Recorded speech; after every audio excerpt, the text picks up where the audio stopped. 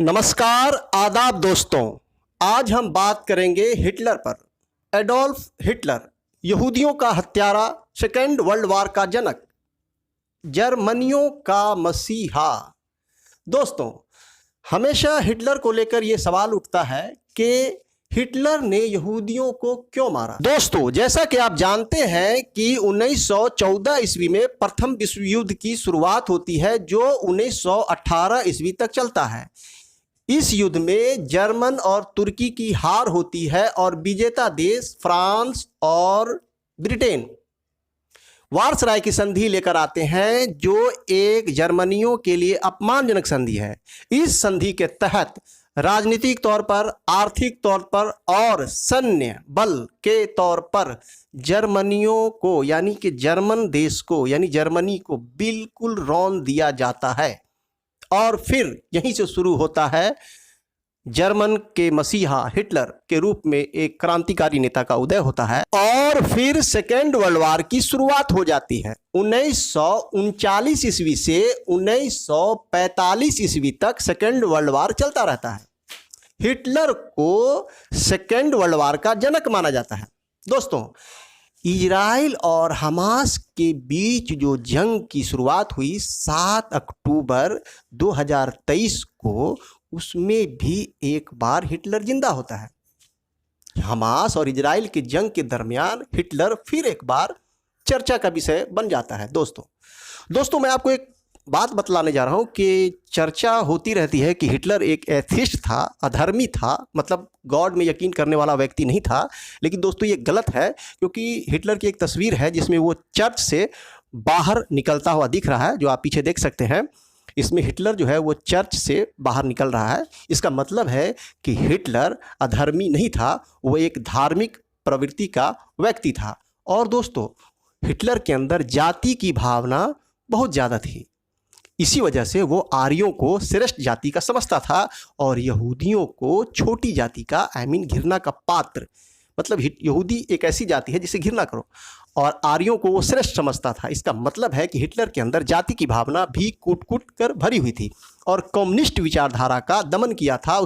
Hitler ने अपने शासन काल में कम्युनिस्ट विचारधारा यानी लेफ्ट विंग आइडियोलॉजी को बैन कर दिया। जर्मनी के अंदर हिटलर ने कम्युनिस्ट विचारधारा यानी लेफ्ट विंग आइडियोलॉजी को जर्मन के अंदर बिल्कुल देखना पसंद नहीं करता था।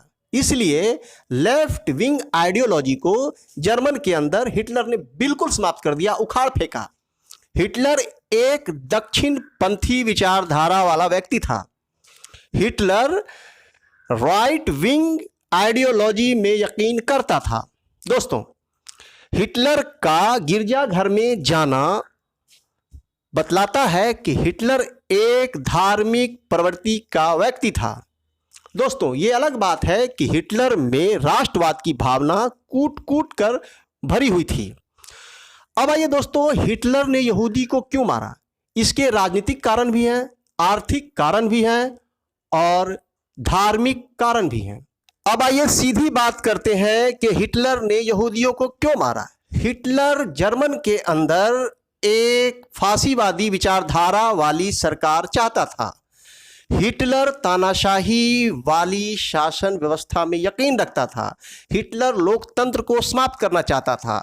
इसी वजह कर वह इस दोष को कि जर्मन के आर्थिक बदहाली के लिए या जर्मन के बिल्कुल पिछड़ेपन के लिए यहूदी जिम्मेदार हैं। फर्स्ट वर्ल्ड वॉर में जर्मन के हार के लिए यहूदी जिम्मेदार हैं। इसलिए हिटलर यहूदियों के खिलाफ पूरे जर्मन को भड़काता था। और एक धार्मिक कारण भी था कि ईसा मसीह यानी जीसस क्राइस्ट को रोमन एम्पायर ने जो फांसी दिया था, क्रूस पे लटकाया था, ये यहूदियों के ही वजह कर। और यहूदी को वो छोटी जात निचले कास्ट का वो समझता था, घृणा करता था, इस वजह कर। और वो फर्स्ट वर्ल्ड वॉर का बदला लेना चाहता था मित्र देश यानी ब्रिटेन और फ्रांस से।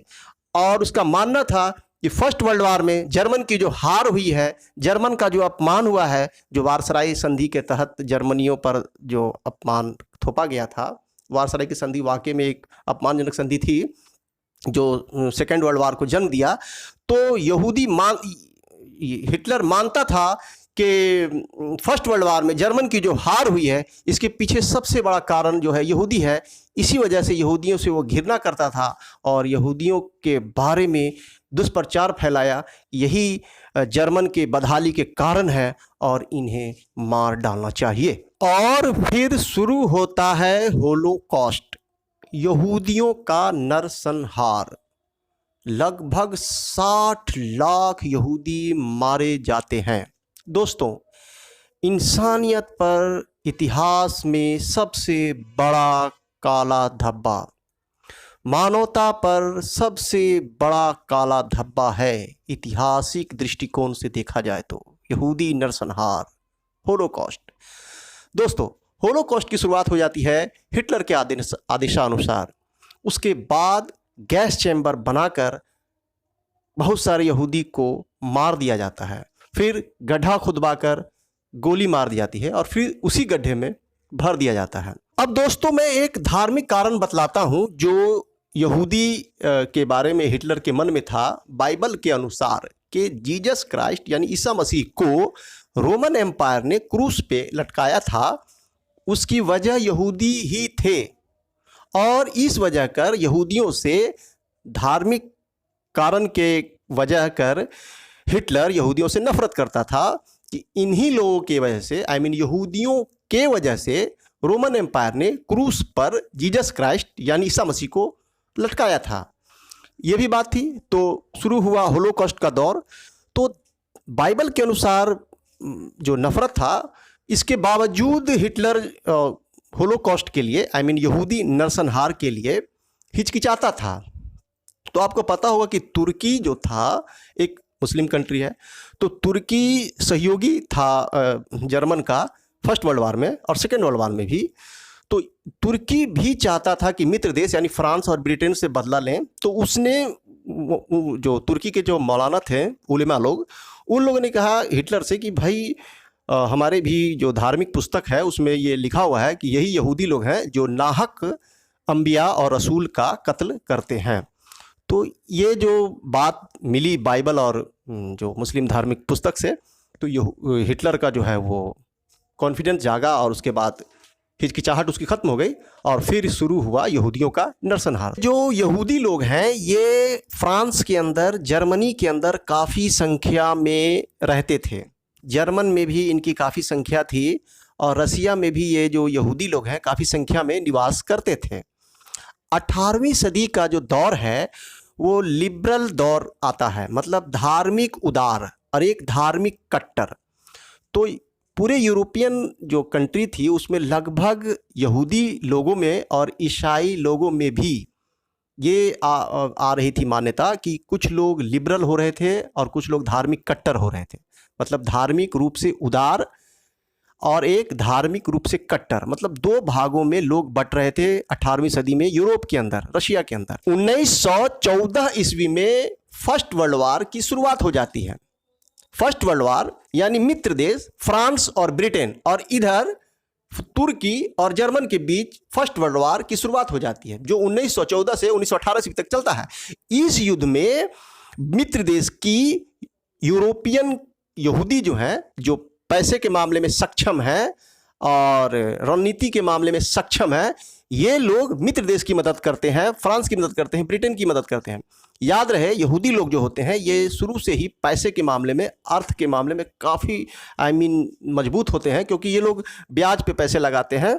इसलिए यहूदी पैसे के मामले में काफ़ी सक्षम होते हैं, तेज तर्रार होते हैं। इसलिए ये रणनीति भी बनाने में उन्होंने मित्र देश की मदद की थी और जर्मनी और तुर्की की हार हो जाती है। निष्कर्ष यह निकलता है कि यहूदियों का जो नरसंहार हुआ वो जातिगत घृणा के कारण, धार्मिक कारण और प्रथम विश्व युद्ध में जर्मनियों की हार यानी वार्सराय की अपमानजनक संधि के कारण यहूदियों का नरसंहार हुआ। 18वीं सदी के आसपास या 18वीं सदी के पूर्व पूरे यूरोप के अंदर क्रांतिकारी विचारधारा की पैदाइश हो रही थी। लगातार क्रांतिकारी विचार आ रहे थे। यूरोप के लोग 3 भागों में बट रहे थे, एक लिबरल, एक कट्टर और एक एथिस्ट। एथिस्ट मतलब वो जो किसी धर्म को नहीं मानते, कट्टर वो जो धार्मिक रूप से कट्टर हों, और लिबरल माने धार्मिक है पर उदार हैं। तो इन 3 भागों में लोग बट गए। यूरोप के लिबरल लोग जो थे उन्होंने लोकतंत्र की बात की, समानता की बात की, सामाजिक न्याय की बात की, लेफ्ट विंग आइडियोलॉजी की बात की, सेकुलरिज्म की बात की, इत्यादि इत्यादि। जैसे Karl Marx, George Jacob Leon, इन लोगों ने सेकुलर की बात की और लेफ्ट विंग आइडियोलॉजी की बात रखी। तो दूसरी तरफ वैज्ञानिक प्रगति में एथिस्ट लोग जो थे, यूरोप के एथिस्ट लोग जो धर्म में यकीन नहीं करते, जितने भी वैज्ञानिक है करीब करीब धर्म में यकीन नहीं करते, वो एथिस्ट हो जाते हैं। तो जो एथिस्ट थे वो वैज्ञानिक प्रगति कर रहे थे यूरोप के अंदर, जैसे इलेक्ट्रिसिटी, रेलवे, हवाई जहाज और इस तरह की चीज़ वो इजाद लगातार कर रहे थे। और जो कट्टरपंथी थे, धार्मिक कट्टरपंथी, ये अपने धर्म को ही मतलब लेकर चलते थे और धार्मिक बढ़ावा देते थे यूरोप के अंदर। दोस्तों, अब मैं आपको एक और महत्वपूर्ण बात बतलाने जा रहा हूं कि अरब देशों के अंदर भी वैज्ञानिक प्रगति लगातार हो रही थी और समाज सुधार की बातें लगातार चल रही थी। अब्बासी दौर था वो, माने अब्बासियों का काल था, अब्बासी शासन का काल था अरब देशों के अंदर। तो वहाँ भी वैज्ञानिक प्रगति की बातें हो रही थी। ग्रह के चाल और चंद्रमा वगैरह पर लगातार नज़र रख रहे थे वैज्ञानिक, और समाज सुधारक भी समाज सुधार की बातें कर रहे थे। तो अचानक क्या होता है कि बगदाद के अंदर प्लेग नाम का एक बीमारी फैलता है और उसमें काफ़ी लोग मर जाते हैं। तो मौलाना और उलेमा जो हैं वो जाकर बादशाह से कहते हैं कि भाई ये जो आप जो साइंस की बात करते हैं, समाज सुधार की बात करते हैं, ये कुरान और हदीस के ख़िलाफ़ है।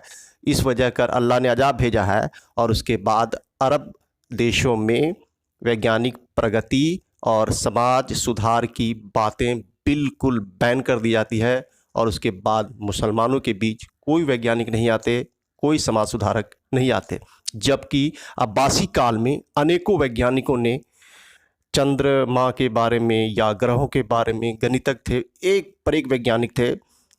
लेकिन इस्लामी जो कट्टरपंथी जो लोग थे वो इसका विरोध किए और अरब देशों में वैज्ञानिक प्रगति और समाज सुधार बिल्कुल बंद हो गया, जो आज तक बंद है।